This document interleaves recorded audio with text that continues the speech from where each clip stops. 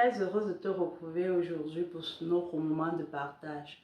Aujourd'hui, nous allons parler des 6 astuces à connaître pour bien affronter son épreuve lorsqu'on est en train de faire son examen. Oui, l'objectif ici, c'est de te donner toutes les armes nécessaires, toutes les armes utiles pour que tu affrontes tes épreuves, non pas dans le stress, mais avec assurance, en mettant toutes les chances de ton côté pour avoir les meilleures notes possibles.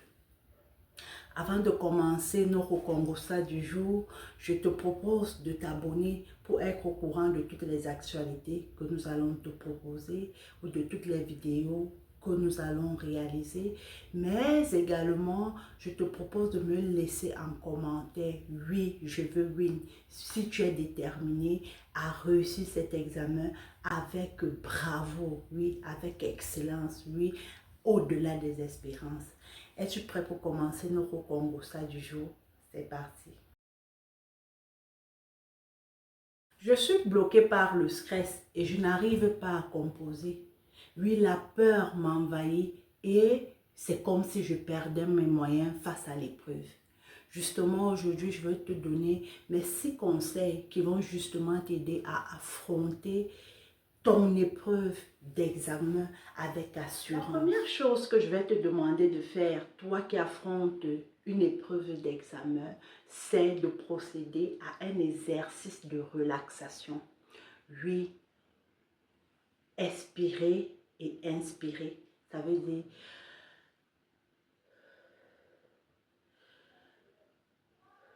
oui, c'est un exercice très efficace de yoga, justement, qui va t'amener à apporter de la zénitude dans ton esprit, de la zénitude dans ton attitude. Mais pour nous les chrétiens, après avoir fait cet exercice, c'est vraiment de prendre le soin de prier, oui, de présenter à Dieu ce qu'on est en train de faire. Et c'est bref. Tu n'as qu'à dire, Seigneur, en ce moment, je suis en train d'affronter mon examen ou mon épreuve de philosophie. Seigneur, viens m'aider. Envoie-moi ton Esprit Saint pour m'inspirer, pour m'aider à me rappeler ce que j'ai appris et pour m'aider à mettre ça, à bien organiser mon travail. Sois avec moi du début à la fin de cette composition. Tu vois que c'est quelque chose de maximum 10 secondes, mais c'est clé. C'est clé pour donner à Dieu la primeur sur ton travail.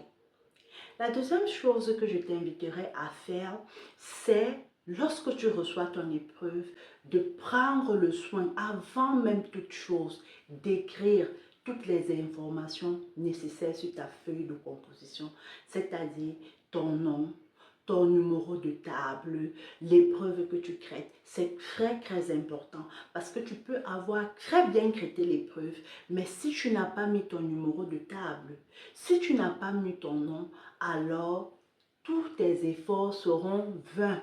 Tu te verras simplement attribuer la note de 0.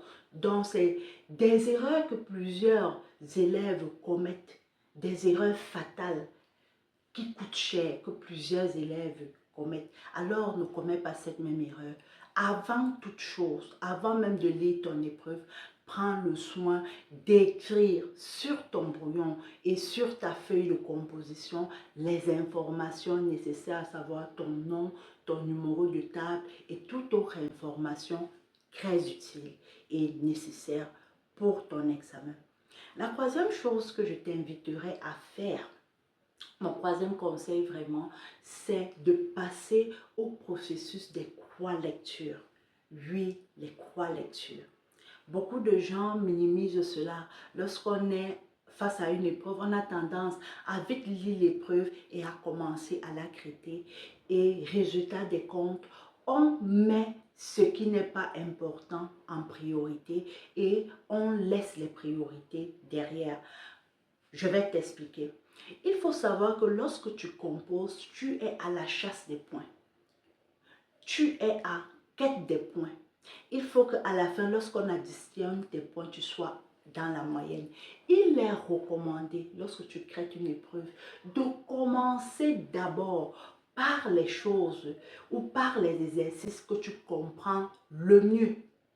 Ça veut dire que Ces lectures vont te permettre de connaître avec précision les points sur lesquels tu dois commencer. Et les points sur lesquels tu dois commencer, ça doit être des endroits que tu comprends le mieux, de manière à attraper les points, de manière à chasser les points que tu es sûr de ne pas perdre et de les mettre de côté avant maintenant d'aller en quête ou en exploration vers d'autres points à attraper. N'oublie jamais ceci, lorsque tu vas à une épreuve, tu es en guerre contre les points. Oui, il est très important de chasser les points.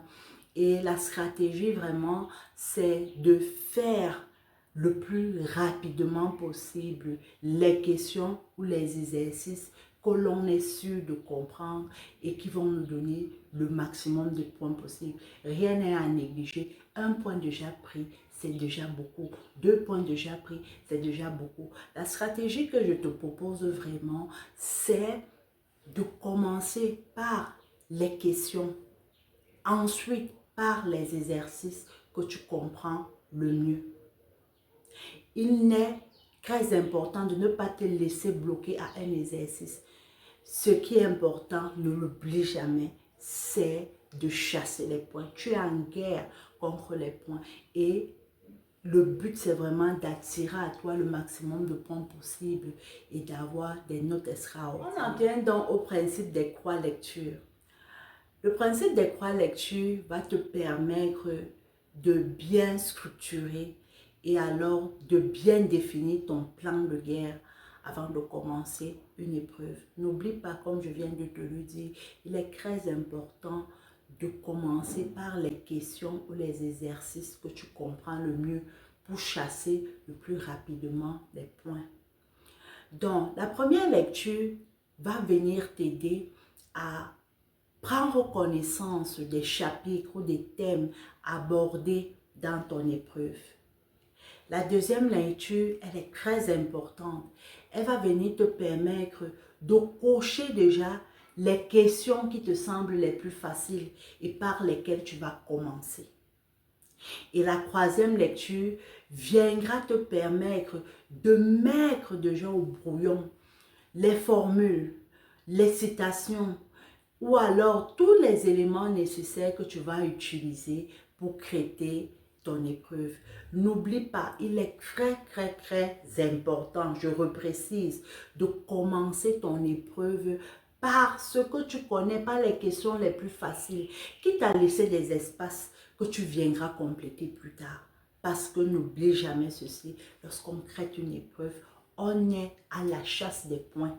Oui, l'objectif, c'est de mettre tous les points de son côté pour avoir la meilleure note possible. Et un conseil consiste à traiter ces exercices, c'est-à-dire, comme on l'a déjà dit, commencer par les exercices qui semblent les plus faciles. On n'est pas obligé de suivre l'ordre chronologique de l'épreuve, non. Donc, commence vraiment par les exercices qui semblent les plus faciles. Et petite ouverture ou petit conseil pour les littéraires. Lorsque tu as affaire à une épreuve de dissertation, n'oublie surtout pas de faire ton plan détaillé dans le brouillon. C'est essentiel parce que c'est ce plan détaillé qui va te permettre de structurer ton devoir. C'est ça qui va te permettre de savoir quelles sont les grandes parties, quels sont les arguments que tu développes, quels sont les exemples que tu vas utiliser et à la fin, il sera très difficile pour toi d'être hors sujet. Donc, traite ton épreuve avec zénitude. Ne sois surtout pas, comme on dit, très pressé. Non, ou ne laisse pas le stress t'envahir. Essaye de créer ton épreuve avec zénitude, mais surtout, lorsque tu as fini de créer un exercice, avant de partir à un autre exercice, prends le soin de relire l'exercice que tu as créé. Ça va te permettre de te rendre très vite compte des erreurs et de très vite les ajuster. Parce que lorsque tu fais seulement une lecture à la fin, s'il y a des choses à ajuster, tu ne pourras plus corriger et tu seras obligé de remettre ça comme ça. Donc après chaque exercice, avant de passer à un autre, prends le soin de relire ce que tu as créé, ce que tu as fait pour vérifier et corriger si possible les erreurs tant qu'il en est encore temps. Le sixième conseil pour moi, c'est la relecture de ton travail final. Il est très important de relire ton travail. Ça va consister, à vérifier que les informations, nom, prénom, numéro de table ont bien été écrits et que c'est bien écrit également. La deuxième chose, ça sera vraiment de relire ton travail pour voir aussi si tu as fait des erreurs et les corriger ou les ajuster. S'assurer que tout le nécessaire, ça veut dire les intercalaires et tout, ont été bien mis et bien classés. Et à la fin, il est très important que tu remettes ton travail final à l'enseignant qui vous surveille.